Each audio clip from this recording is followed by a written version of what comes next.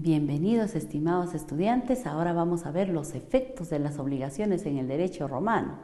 Bueno, los efectos de las obligaciones vamos a tener en cuenta que existe dos.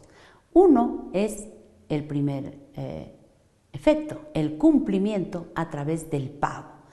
El deudor cumple, se da el pago, ipso iure, de pleno derecho, se ha extinguido con la obligación. El segundo efecto es el incumplimiento de las obligaciones. ¿Qué pasa si el deudor no cumple? Entonces ahí debemos de calcular por qué no cumple. El por qué no cumple puede ser por dolo, por culpa, por caso fortuito o fuerza mayor. En este caso, la calificación de cada uno de ellos dará lugar también a una consecuencia. Hay una causa y tenemos que identificar si hubo mora debitoris, mora creditoris, para calcular tal vez algunos pagos por daño. Vamos a ver ahora el pago, la solutio. ¿Quién paga? Bueno, ya sabemos que paga el deudor. ¿Puede pagar un tercero? Claro que sí, puede pagar un tercero, siempre y cuando no se trate de obligaciones personalísimas. Ya hemos identificado cómo se dan las obligaciones personalísimas. ¿Puede pagar un representante? Claro que sí. Debía pagarse a través de un representante también siempre y cuando el acreedor tenga conocimiento de este. Entonces, el pago de terceros a terceros también puede dar. ¿Qué quiere decir el pago a terceros? El pago a un representante del acreedor o que el acreedor haya dado permiso a quien se le va a pagar. ¿Cómo se paga?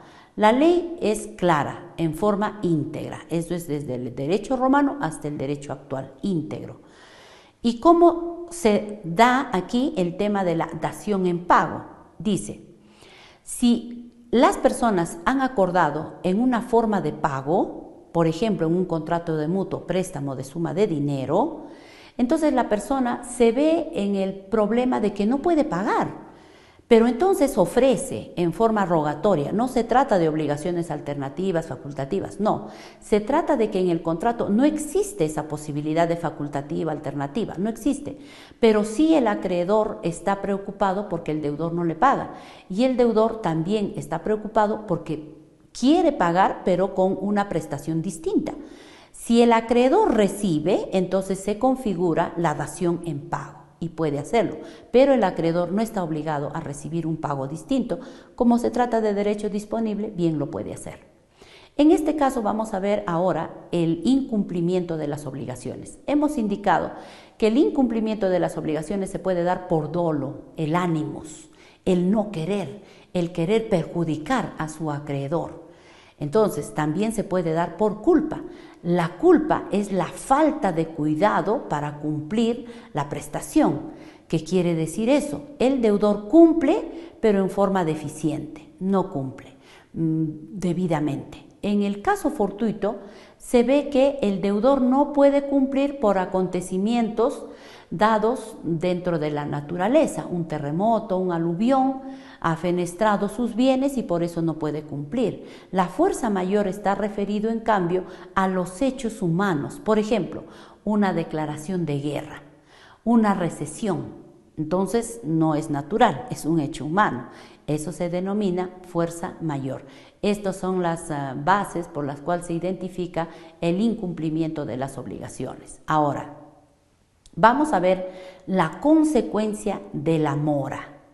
¿Qué cosa es la mora? La mora es la demora en el tiempo de pagar la prestación, de cumplir con la obligación o de recibirla también. Por eso hay mora debitoris y mora creditoris. Pero antes de eso vamos a ver esta situación.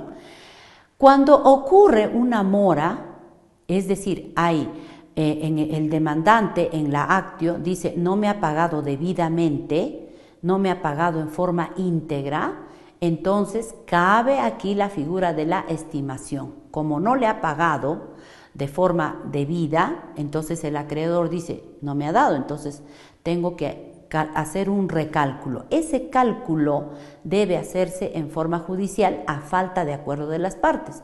Por tanto, emerge lo que denominamos el damnum emergens y el lucro cesante. ¿Qué cosa es? El daño emergente y el lucro cesante. Quiere decir que cuando una persona no paga, perjudica a la otra persona. ¿Qué cosa? ¿Cómo? Dejando de pagar lo que debió haberlo hecho, o cuando se perjudica, cuando no pagó, y cuando no paga se generan ganancias, daño emergente y lucro cesante. Ahora, se puede dar, decíamos, la mora debitoris. La mora debitoris es la demora por parte del deudor. En este caso, el acreedor debía solicitar mediante intimación. La intimación es el comunicar al deudor que pague.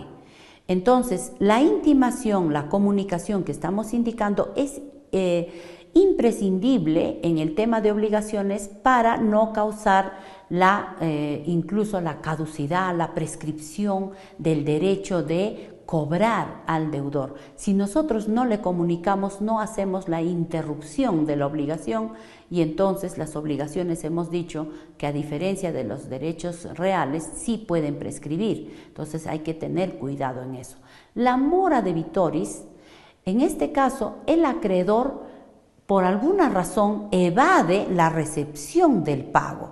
No está en el lugar de su domicilio, no contesta, pero el deudor no se puede perjudicar por esto.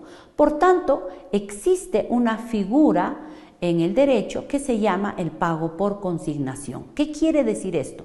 Si el deudor no encuentra en el lugar pactado al acreedor, pues debe hacer un depósito. Antes era en el templo de la ciudad, ahora es un banco, de preferencia cualquiera del deudor.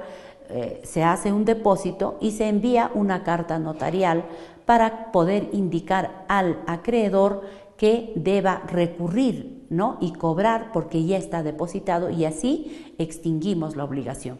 Y si es que el acreedor quiere accionar, bien puede el deudor repeler esa acción a través de una excepción. ¿Por qué? Porque ya ha sido pagado.